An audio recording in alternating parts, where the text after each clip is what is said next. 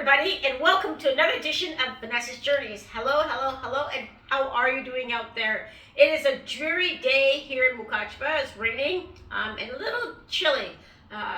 For me, at least, my pastor, he was still wearing shorts and flip-flops to church this morning as he was cooking our yearly chili for our second Christmas. Merry Christmas and Happy New Year.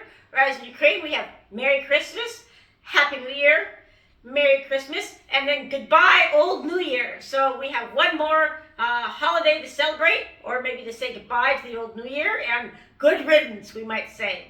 Next month will be one whole year since the war began. And a lot of people thought we wouldn't last 3 days, but we surpassed by far 3 days. And Ukraine is doing a great job. The Ukrainian army is doing a great job. Praise the Lord. And praise the Lord for how they are protecting Ukraine, protecting our country. In this newsletter, I wanted to give a short, condensed version, you might say, of the things that have happened through me, that how the Lord has used me through this last year. Since the beginning of the war, I have housed 30 plus people in my apartment. And that means missionaries and refugees. And the longest I've had was people who stayed here for 4 months, and they were the brother and sister-in-law and nephew of a good friend of mine. They're from Mariupol. As you remember, the drama theater that got bombed and many people died there. So they escaped from there, and they are now living in Lviv. In Uzhgorod. But they stayed with me for 4 months. That was the longest I've had. I've also helped distribute 21 generators with my church. I've been a vital part of that, and we have 20 more generators coming. And these generators are great because right now we have rolling blackouts, and that means that because of the war, Russia has bombed our electrical infrastructures. And so to save energy, we have blackouts for certain periods of time. Right now we have electricity in my apartment, praise the Lord. But we can have no electricity for maybe 4, 5, maybe 6 hours. And that means no heat as well. And people who are living in the east, many of them don't have electricity or a way to heat their buildings. So these generators will help them to the churches to have heat and to have lights for their buildings so that people can come and stay warm and fellowship, and they can also charge their phones. These generators are a godsend, so we're thankful for the 21 that have been distributed and for the 21 more coming. So I have daily during the war, I have brought fruit, vegetables, meat, and I made home-baked goodies from my kitchen and brought them to my church, Living Water, which was a refugee center that housed 40 people for 6 months. So I was doing this during the whole time of the war. I've also helped evacuate 26 plus people to the border. I actually got to know the route from church to the border pretty well, and I knew all the little holes in the ground that I needed to avoid with my car. And thank the Lord for the car that was able to help evacuate these people. In fact, I remember there was this one family that I evacuated, and the little boy was sitting in the back seat. And we got to the border, and I explained to them what was happening, and I heard this little voice in the back say, "Thank you, Vanessa, for helping us." Oh, I just cried. I almost cried. It is like, this is the least I can do to help you. It's nothing for me, but it's great for you. And there was another family that I helped evacuate, and on the journey to the border, I realized that they didn't have any idea about how to cross the border, and they didn't have any contacts to help them on the other side. So I have 2 friends who live in Hungary who are helping refugees once they got to the other side. So I made some phone calls. I shared how to go through the border, and they said, "Well, are we going to get our passports back?" And I explained to them that they would, and how they would be checked at the border and all that stuff. And I prayed with them. And what's really cool about evacuating 26 plus people to the border is that I'm able to pray with them and get to know them for that 45-minute drive to the border. So that was just another thing that the Lord helped me with.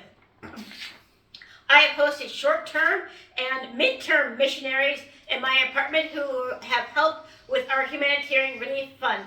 Mid-term means missionaries who are staying longer than a couple of weeks. So these missionaries have stayed for like 3, 4, maybe 5 months. So I've been able to host them at my house. Excuse me. I have also, all year, I have done English lessons for 3 children, 2 of which escaped the war when it started in 2014, and one with her family, they escaped the war that started now a year ago on February 24th. So this has been consistent all year since last February 24th. I've had 5 months, speaking of English, I did 5 months of regular English classes at my pastor's house for 12 children. 8 of those children were refugees. So we met he has a big dining room table, and I would go in and I would clear the table off, and I have from little kids from maybe they're like 4 and 5 years old up through 6th, 7th grade. So we had multiple age ranges as well as multiple levels of knowing English. And I'd come in there for an hour and a half, and I'd do English, and I got to know all these kids really well. Many of them have already gone to Europe and other places, and a few have stayed. So I was stateside for about a month, and I went stateside to reconnect with my church because I have a new leadership team at my church, and I really felt it was important to get connected with them, get connected with my pastor and the missions care team, as well as many other people, and also to help raise support, continuing support for our humanitarian relief efforts. This is a very blessed trip, and I was blessed, and I hope that the people that I met and my leadership team in the States at my church were also blessed by this meeting. I played a vital role in my church's humanitarian aid effort. My church housed over 11,500 refugees, and they fed 5,000. They helped evacuate 5,000 people from the active war zone. The active war zone meaning where there is like actual shooting and things going on. So I was able to play a vital role in helping out with that as well. The saga of my old car has finally finished. Many of you remember how I was always writing prayer requests. Please pray for my old car, and it's disrepair, or my old car is not starting, or this is happening to my old car. That's done now. The car is finished. Documents were finished on that, and Ukraine has come such a long way, and that there is no corruption happening with all the documentation process of this. And it was an expensive process, but God provided, thankfully, and for now it's done. So praise the Lord for that. That is a good praise the Lord. I'm so happy. And finally, I have housed many people in my house. I've also had youth come over to my house many nights just so that they could hang out. Because living in a country at war affects everybody, even the youth. And it's important to give them time to just decompress and for them just to hang out and to let go, you might say. I was able to buy a TV last January, and so the youth come over and they play all their video games on my TV, and I sit and watch and go, oh, go Sasha, go Sasha, no, Ruslan, go, get him Sasha. I know nothing about video games, but it's fun watching them. And it's a great time for the youth to just kind of decompress. And at Christmas time, I had the youth come over, and I made a big dinner for them, and we had a great time, and I handed out presents, and they ate lots of good food, and I was able just to bless a few of them with gifts that I hoped would help them, bless them in some way. And we had a great time together, and these are things that the Lord has used me. It's not of myself, it's nothing of me, but it's all of the Lord. It's not something that I stood up one morning and said, okay, I'm going to do this, and this. I just said, God, there's ways that I can help. I don't know how I can help, but please show me. And that was something I prayed every morning when I woke up. And all the time, he was faithful. He showed me, do this here, do that here, do this here, do that here. And I really felt blessed to be able to be used by him. And it's a continuing effort. I continue to take people to the border. I continue to help people go across the border. And I continue to house people in my apartment.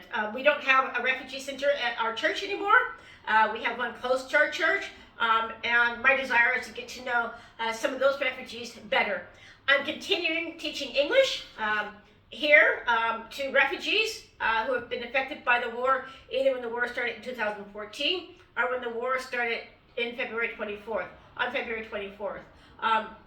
So the war isn't over. The Lord has not finished using me yet. And it's just an open heart and a willingness to serve and humbleness, because sometimes serving is not what I think I want to do, but it's what the Lord wants me to do. So that's about it for this edition of Vanessa's Journeys. As always, if you would like to donate, all the information is down below my newsletter. And thank you very much for your love, your support, your encouragement, your prayers, and even your small notes and letters that come through. Those are all wonderful, and they're very blessed. I pray that you all have a Merry Christmas and a wonderful New Year, and that the Lord will bless you above and beyond anything that you ever imagined in this new year. God bless you, and I'll talk to you next month. Bye.